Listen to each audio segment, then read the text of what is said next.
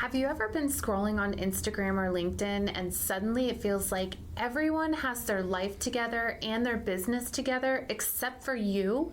If that sounds familiar, you're not alone. Today we're discussing the comparison trap, why it happens, how it impacts your business growth, and most importantly, how to break free so you can focus on building your version of success.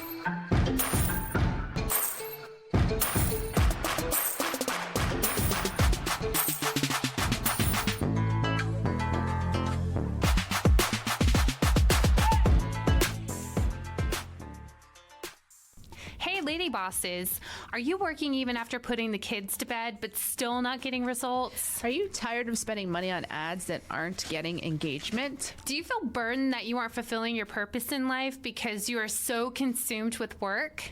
I'm your host, Brooke Boltz. I'm an attorney and founder of Boltz Legal. I started my business and in 1 year was bringing in 7 figures and am now bringing in multi-7 figures. And I'm your co-host, Rachel Boltz, owner of Boltz Media. I've helped many businesses build their online presence and increase their revenue through digital marketing. Want to hear how we did it? We are here to help you achieve your goals personally, professionally, and spiritually. So kick off your high heels, sit back, and let's ignite that passion. We're Miss Biz, where we're putting the miss in biz. Let's get biz done. Let's be real. Comparison is human. Our brains are wired for it. Our brains are constantly scanning and thinking, am I ahead or am I falling behind? And the problem is, in today's world, especially online, we're comparing ourselves to thousands of people all at once. And not even the real versions of them, just their highlight reels. So of course, we feel like we're behind. The truth is, comparison isn't the problem itself. The problem is what we make it mean. That's so true. I mean, anytime that people are on social media, generally speaking, they're always putting the best version of themselves out there. So when you see only the good things that are happening, it's really easy to fall into that trap. So today we're going to talk a little bit about what comparison does to us as entrepreneurs. First, it fuels imposter syndrome. We think they're so far ahead, I'll never be able to catch up. And according to the American Psychology Association, 60% of people say that social media negatively impacts their self-esteem. It breeds perfectionism. Suddenly, we don't want to show up until our brand looks as polished as theirs. And a study by the Journal of Personality and Social Psychology shows people compare themselves upward to those they think are doing better 12 times more often than downward, which directly decreases self-confidence. Isn't that crazy? I know that to be true because I do the same thing. I focus on those who are doing better off than me than those who are doing worse than me. It's just like, why does our mind do that? Why don't we look and be so thankful for all that we have and just from being in this country and just having a secure home and secure income and healthy family and all these things, but we're always looking at what we don't have. It's the same thing that I always say to my kids. I'm like, we'll go spend a day doing all kinds of fun things, and the minute we get in the car, now they're complaining about what we're not doing next. Yeah. Oh, we're just going home, we're not going here, and we're not getting ice cream, and we're not doing that. And it's like, man, why can't you be thankful for all the things we just did instead of focusing on the other things that you wish we could have done? It's like our minds are just wired that way for some reason. Yeah, well, you remember when we were at PodFest earlier this year, we saw the guy that had the discussion about how our minds just ultimately think negatively most of the time. Like, most of our thoughts typically are negative. And I think as well, when you're a driven entrepreneur, you're always looking at what's the next thing that I can do. So it's common to look at people who have what you want, or who you think have what you want, to continue to motivate and drive yourself. So this comparison trap distracts us from what actually matters, which is serving our clients or serving our audience. So instead of focusing on the people who need what we offer, we're obsessing over what our peers are posting. We end up chasing strategies that aren't even aligned with us just because someone else is doing it. That's so true. As an entrepreneur sees another coach announcing a $100,000 launch, and what they don't see is the $20,000 ad spend, the 3 years of trial and error, or the team behind it. They compare their month 1 to someone else's year 5. And it's just a great reminder, that story is, of we don't get to see all of the things in the background, all of the sweat, all of the tears that it took to get to that point, the production team behind everything. It's not like they just woke up and that magically happened. Right. That's reminding me, some people ask about my music videos. They're like, oh, I want to do that music video. It's like, do you want to know how much it costs? Yeah. Because I can tell you, and then you can decide if you still want to do that music video, because the finished product is great, but the investment is a lot. In addition to being the host of the Miss Biz podcast, I also own and operate a law firm in Florida called Bolts Legal. I wanted to make sure my listeners knew that you are invited to reach out to me with any legal issues you may have.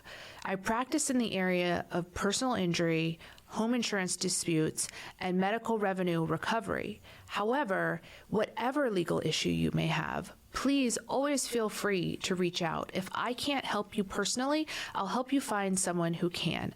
I'm licensed in the states of Florida and Texas, but even out of state, I have connections and know people in those places, and I'm happy to help guide you in any way I can. The best way to reach me is through the contact page on my website, boltzlegal.com. That's BOLTZ legal.com, and simply fill out the contact form, which comes directly to me and my email. I look forward to connecting with you, and thank you so much for listening to Miss Biz. So another example is the follower count obsession. So a business owner feels embarrassed about having only 100 Instagram followers. But those 100 people could fill a conference hall and could be even more profitable than someone with 50,000 passive followers. This is so true. This is something that I talk to my clients about all the time. We call it vanity metrics, where people will have an insane number of followers, but how often are their followers actively engaging in their content? I've seen business owners that have a couple hundred followers perform better than those that have 100,000 followers, because they have true followers. But often we're not looking at it that deep. We're just opening the profile, looking at it, and thinking, man, I need to do something to get my followers up. Right. Another example is content creation freeze. A marketer sits on ideas because they believe it's already been said by someone else or someone smarter. And as a result, they miss the opportunities to connect with their audience in their own authentic voice. I think about this a lot because I I just get an idea and I sit in my car and make a video right then. And sometimes I am like, I'll bet there's other people who've probably said this same thing before or out there saying having these same ideas. But realistically, I haven't seen it. I don't know that they're out there, but also they would say it in their voice and in their way and not in the same way that I would. So I try not to worry about what someone else said, or maybe they said it better or said it more polished, and just say, this is what was put on my heart, and so I'm going to say it in my way. I think, too, that subconsciously this can also be used as a way of talking ourselves out of it. Just similar to what some women experience when they're like, oh, well, my makeup's not perfect, or my hair's not done. It doesn't need to be perfect. It doesn't need, the internet, they care about what you have to say and your personality and how you come across. They're not going to notice that you didn't put eyeliner on today. Yeah. I had a video one time that I did in my car, and my hair was terrible. I was on vacation and I didn't have like a hair dryer, or I had nothing. My hair looked like a big frizz ball. But I was inspired to do a video while I was sitting having my car charge at the charging station. So I did it and then almost didn't post it because I was like, my hair just looks so bad. But I did it anyways. And someone made a comment that said, you just get more beautiful. Like, more and more beautiful or something, she said. And I was like, wow, thank you. But also, I did not think that about myself at all. I thought I looked terrible. And so it just goes to show that we are our worst critics. Yes. And what stands out to you doesn't necessarily stand out to other people. And you just gotta put it out there and forget about it. Another comparison trap people will fall into is like the polished myth concept, where you'll look at a small business will compare their do-it-yourself Canva graphics to a competitor that has $5,000 a month design team, forgetting the gap in resources. Yeah, you got to compare apples to apples and oranges to oranges. And really, there's good ways to compare yourself, and we'll talk a little bit about what some of those are. So it's really important to shift the lens and ask, how do we get out of the trap? So we're going to share those tips that have helped us. One would be to turn comparison into data. So instead of saying they're better than me, reframe it. What's one thing I can learn from what they're doing well? If someone's content is blowing up, study it. Not to copy it, but to really truly understand why it's resonating. This is something that I am doing constantly. Every time I see someone with a good idea, rather than just thinking, oh, wow, why didn't I think of that?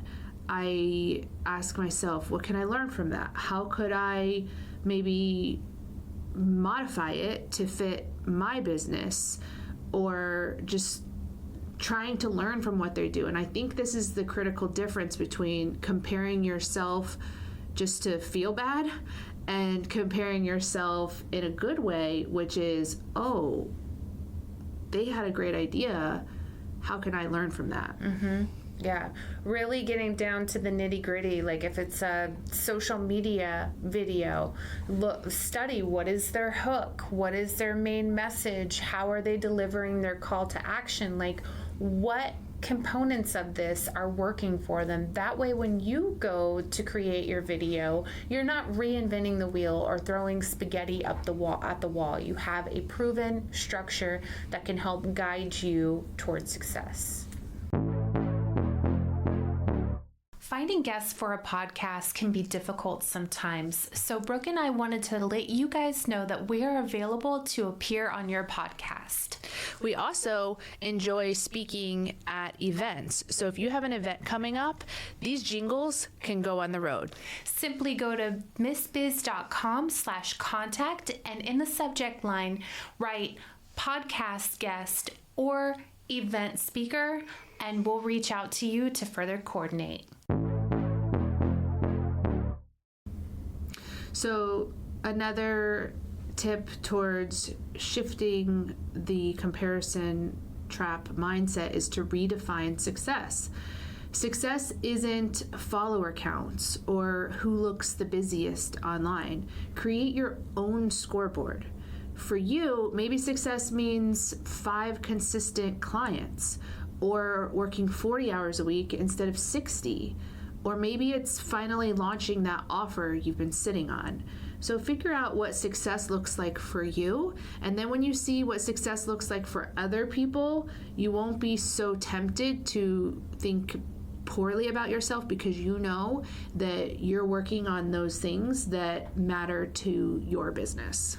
I think that this is such an important tip, because how often do we just overlook our wins? It's just another day in business, or just another Tuesday that passed by. Really taking note and being intentional about writing those wins down and celebrating it is important, so that you can kind of remind yourself of the things that you are doing versus beating yourself up about the things that you aren't doing. And the next tip is, if someone's content is just constantly triggering you and causing you to doubt yourself, then just mute it or unfollow it, because you need to protect your own thoughts and guard your heart. And if you're just not able to have that self-control to not think negatively when you see what they're posting, and again, it's not that they're doing anything wrong at all, it's just that it makes you feel bad because you're comparing yourself. If that's the case and you just can't get past it, then there's no harm in unfollowing or muting that feed to protect your own mindset. Yeah, Facebook actually has a really nice feature where you can not follow them for a specific time period, and then after that time period resumes, then you'll go back to being able to see their content. So the 4th tip is to celebrate your wins, and that's what you were just talking about. Comparison blinds us to progress. So start a weekly practice of writing down one thing you're proud of and one lesson you've learned. Over time, you'll build evidence that you're moving forward in your own lane. I love that it mentioned writing the things that you've learned, because I think that that's something really important. I think that there's a lot of value in that reflection time that we have, and I encourage people to do it every day at the end of the day, and to not just think about the things that you've learned, but to write them down. Come up with a list of boundaries, come up with, different reminders that you need to help you on your journey. Also, remind yourself that their success doesn't take away from your success. We can all be successful. We don't have to feel like, because they're doing it, that means I can't do it. There's space for all of us, and this is a lesson that I've learned with other law firms. There was a time where I thought, well, there's only so much business, and they're either going to hire me or they're going to hire them. And later, as I matured in my business, I learned there's enough business for all of us. Mm-hmm. They can be successful, I can be successful, we can all be successful, and we don't have to view each other as competitors or like we're trying to, fight for the same business. Yeah, it's actually a good idea if you can get to that healthy space where you're able to collaborate with one another and help one another. I know even in my field of marketing, I have a team of other marketers who don't necessarily work for me, but we communicate and we share ideas and trends and helpful advice, because I think it was Bill Umansky said, all boats rise. Yeah, I like that. So next time you catch yourself falling into the comparison trap, just take a minute and pause. Ask yourself, am I looking for inspiration here, or am I just looking for evidence that I'm not enough? If it's the second one, it's time to close the app, refocus, and come back to your own scoreboard. Because the truth is, someone out there is looking at you right now, wishing they were as far along as you are. That's so true. So your homework this week is to each day write down one thing you did well in your business. And at the end of the week, look back and celebrate your progress. The best way to escape the comparison trap is to start noticing your own wins. If this episode resonated with you, share it with another entrepreneur who might need the reminder. We appreciate you and are honored to be on this journey with you. We can't wait to help you, to encourage you, and show you how to grow personally, professionally, and spiritually. If you found Miss Biz helpful, please leave a review and share with others. You can follow us on social media at Miss Biz Podcast. For legal questions or services, please visit boltslegal.com. And for digital marketing needs, please visit boltsmedia.com. Let's get biz done.